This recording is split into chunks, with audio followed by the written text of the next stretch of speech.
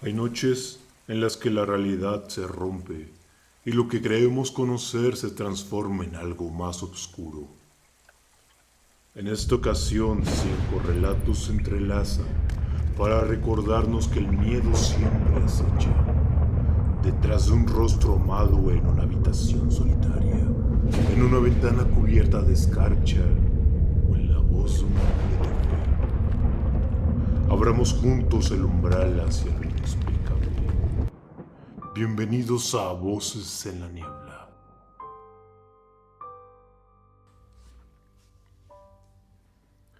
Mi novia y yo llevamos saliendo unos meses. Nos conectamos por la naturaleza y los camiones grandes. Cuando la conocí no había mucho que decir, salvo lo guapa que era, además de que sabía manejar un camión con una sola mano por senderos de tierra y desiguales. Es perfecta, la verdad. Pero he empezado a notar algunas cosas raras a medida que las cosas se calmaban después del punto álgido de nuestra nueva relación. Rara vez hablaba de sus padres y rara vez hablaba de algún otro familiar. Ni siquiera llegó a saber de dónde era, o para ser más específicos, el lugar exacto donde nació. Lo único que recibí fue lo de siempre. Vengo del Medio Oeste. Lo dijo con una risita como si acabara de contar un chiste genial, y me miró con un brillo en los ojos que sugería que no quería hablar más del tema, así que lo dejé como siempre. Su residencia no era lo único que me molestaba. Además, por lo que sé, no parece dormir. Bueno, sí duerme, o al menos creo que sí. Porque a veces estoy durmiendo y me despierto en mitad de la noche y la veo en la cama a mi lado, leyendo un libro o sentada en la oscuridad. Parece estar bien por la mañana, sin bolsas ni cansancio, solo una cara llena de energía, lista para arrasar en el día. La verdad es que no sé cómo lo hace.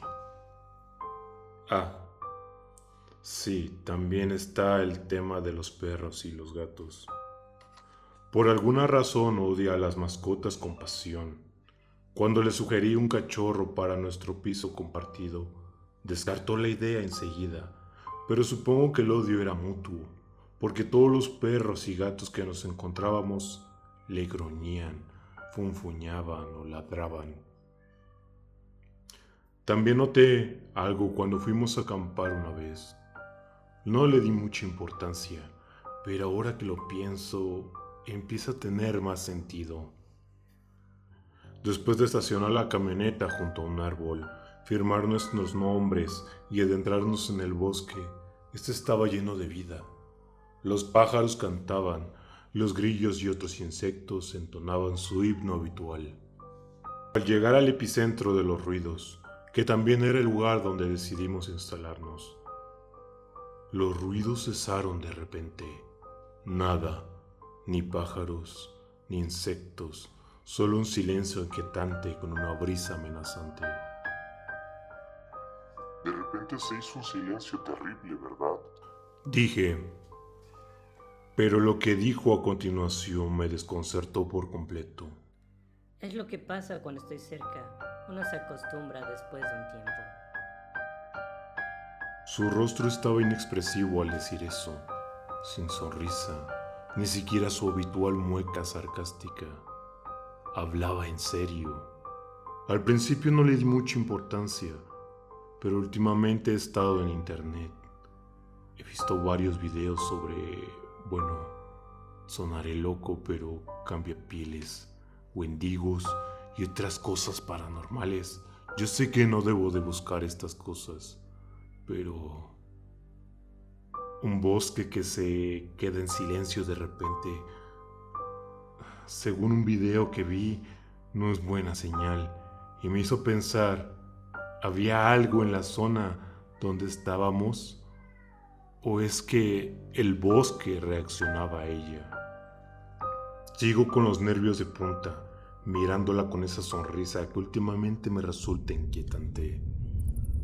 Algunos monstruos viven disfrazados de amor, pero hay noches en las que el terror no espera detrás de una sonrisa, sino la certeza de que quizás no llegues para ver el amanecer. Esta es la noche en la que pensé no despertar.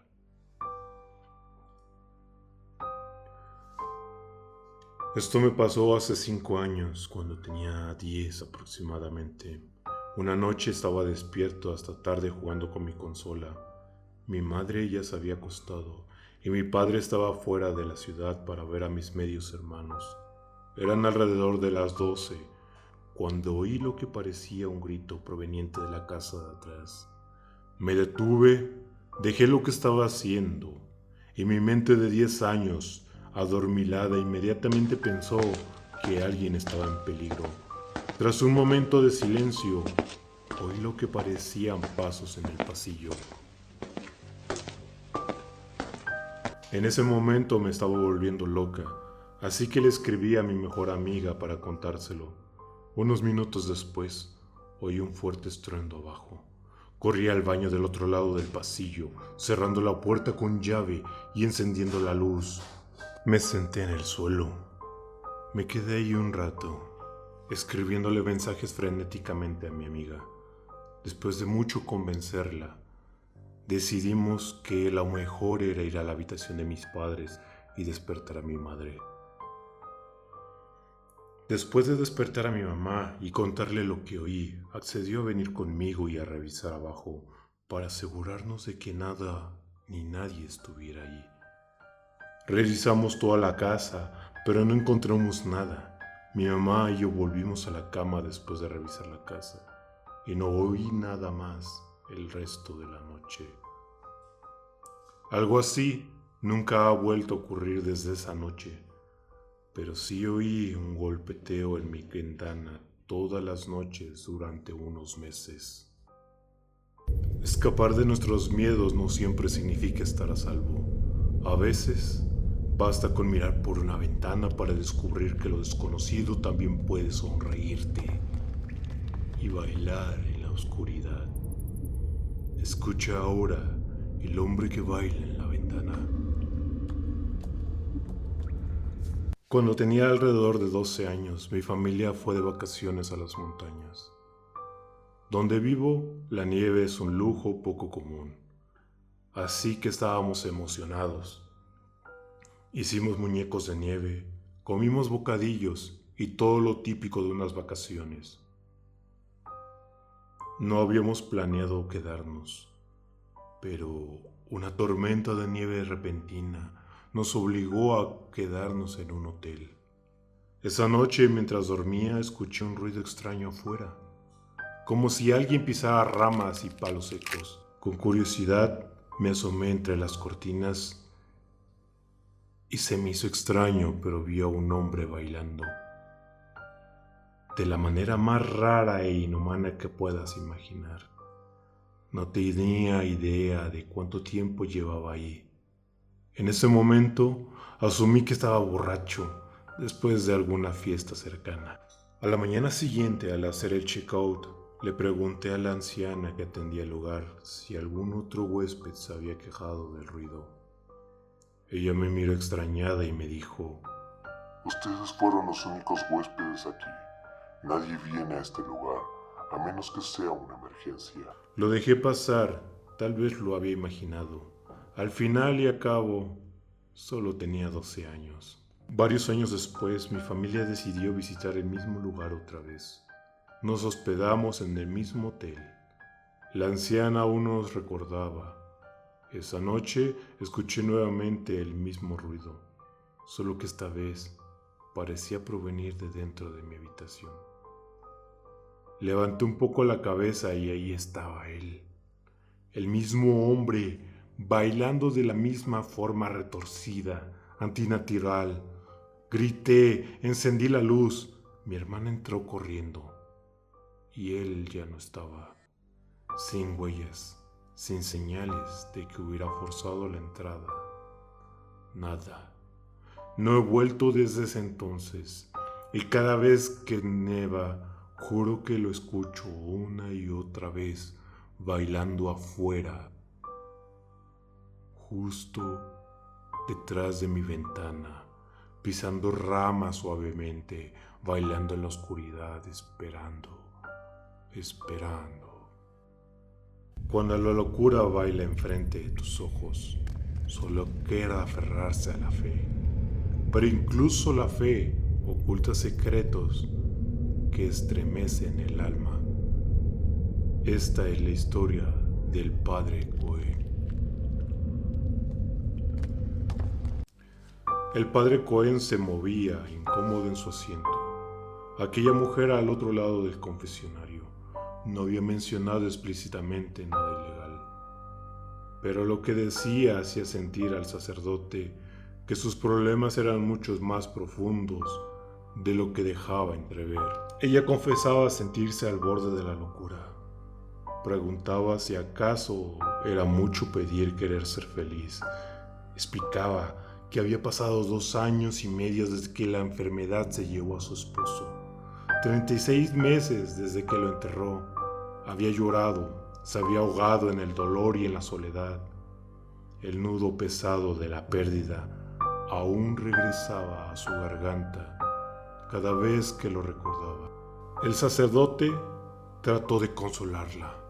Le comentó que la Biblia enseñaba que había tiempo para llorar y un tiempo para reír, un tiempo para lamentar y un tiempo para danzar. Le recordó que su esposo no querría que pasara el resto de su vida atrapada en una estación de lágrimas, que Dios mismo le permitiría volver a encontrar la alegría. Pero la mujer le interrumpió con un tono distinto. Ya no era solo dolor, había algo más, tal vez miedo. Dijo que no era culpa ni imaginación. Aseguró que era su esposo atormentándola. El sacerdote se tensó. La mujer relató que 6 meses atrás había conocido a un hombre en la biblioteca. Lo invitó a casa y en el momento en que se iban a besar, algo sucedió. Su cita se congeló aterrorizada mientras ella lo veía. Su esposo, el mismo rostro demacrado, las mejillas hundidas, los labios resecos, los ojos apagados. Parado frente a ellos, susurrándole algo al oído a aquel hombre. Él oyó sin explicación y jamás volvió. La tercera vez fue aún peor. Había conocido a alguien en un bar. Al invitarlo a casa, lo encontró otra vez ahí, a su esposo, susurrándole en la penumbra. Desesperada le gritó que dijera lo que quería, pero que solo la mirara con los mismos ojos oscuros que había tenido la noche de su fallecimiento. El sacerdote inquieto le preguntó qué significaba aquello que había sucedido esa noche. Entonces lo escuchó. Una voz desconocida, muy cerca de su oído, susurró: Ahora está haciendo la pregunta correcta, padre. El sacerdote levantó la cabeza desconcertado y descubrió que ya no estaba en la iglesia, que había desaparecido. Frente a él, una ventana mostraba una habitación. Dentro, un hombre enfermo y demacrado. Tosía sangre. La puerta se abrió y la mujer entró. Cansada, rota, se acercó a su esposo. Le limpió la sangre, acarició su cabello y luego, con un gesto helado, colocó una almohada sobre su rostro. El sacerdote golpeó el vidrio impotente, pero el hombre, demasiado débil, no pudo resistir y en minutos se quedó ahí, quieto, sin poderse mover. Ella lo soltó y quedó mirando fijamente el cuerpo inerte. El padre Cohen cayó de rodillas entre rabia y dolor. La voz regresó. Ya está hecho, padre. Ahora sabe la verdad. Haz con ella lo que quieras. Cuando abrió los ojos, había vuelto al confesionario. La mujer seguía llorando. como si nada hubiera ocurrido. El sacerdote solamente respiró y empezó a rezar por la mujer. El padre Cohen, un hombre de fe que terminó enfrentándose a fuerzas que ningún ser humano debería conocer. Pero aunque esa historia parece el fin, lo cierto es que la oscuridad siempre guarda un rincón más, un último secreto. Y para cerrar esta noche, quiero llevarte a las entrañas de la ciudad, no a una iglesia, ni a una casa maldita, sino a un lugar donde la humedad y la penumbra se mezclan con el eco de pasos que no siempre son humanos. Porque hay quienes se atreven a entrar a túneles subterráneos, creyendo que lo peor que encontrarán son ratas y vagabundos. Pero lo que dos amigos vieron esa noche fue algo muy distinto. Esta es la última historia de hoy.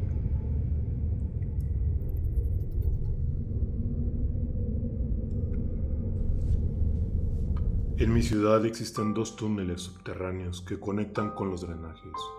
Uno al que todos llaman simplemente los túneles, y otro más oscuro y peligroso conocido como los túneles del cristal. Este nombre no es casualidad. Cada vez que alguien entra ahí, encuentra jeringas, agujas oxidadas y basura inquietante.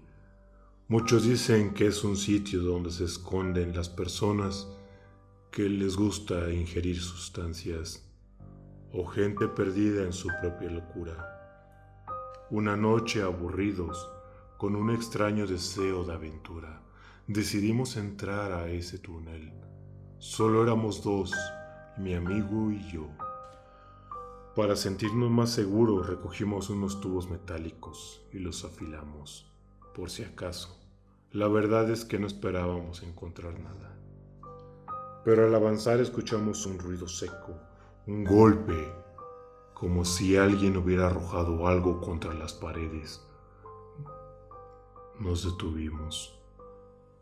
Los dos en silencio intentamos convencernos de que era solo el sonido de los autos que pasaban sobre las alcantarillas. Ignoramos y caminamos un poco más. El túnel parecía interminable, iluminado apenas por bombillas cada 20 metros. La sensación de encierro era brutal, y entonces lo escuchamos de nuevo. Eran pasos. Alguien estaba entrando al túnel detrás de nosotros. El problema es que esa era la única entrada. Nos quedamos paralizados. Apagamos nuestras linternas y sostuvimos los tubos con fuerza, tratando de contener la respiración. Los pasos se acercaban, pero había algo extraño. No eran regulares, eran erráticos, como si la persona estuviera ebria o bajo efectos de alguna sustancia. Después del ruido se detuvo. Solo escuchábamos el goteo del agua y nuestra propia respiración temblorosa. Mi amigo más valiente dio el primer paso. Lo seguí con las manos temblorosas. Fue entonces en una intersección del túnel cuando giré de mi linterna hacia un pasillo lateral. Y ahí lo vi. Una figura sentada en el suelo, con las piernas cruzadas encorvadas hacia adelante, inmóvil. No respondía, no respiraba, no se movía. Le hablé, no contestó. Sentí un frío helado que recorría mi espalda. Mi amigo también lo vio, y los dos, sin decir ninguna palabra más, corrimos hasta la salida con todas nuestras fuerzas. Cuando finalmente llegamos afuera, exhaustos, lo primero que vimos fue un casco negro de bicicleta colocado justo al lado de la salida del túnel. No estaba ahí cuando entrábamos. No sé qué era lo que vimos, ni quién, pero estoy seguro de algo. Jamás volveré a entrar a esos túneles. Las voces se apagan, pero las sombras siguen aquí. Gracias por acompañarnos en este recorrido a través de lo oculto y de lo inexplicable. Recuerda, seguirnos, darle a la campanita y suscribirte, porque en Voces en la Niebla las historias nunca terminan, solo esperan a ser contadas. Hasta la próxima noche.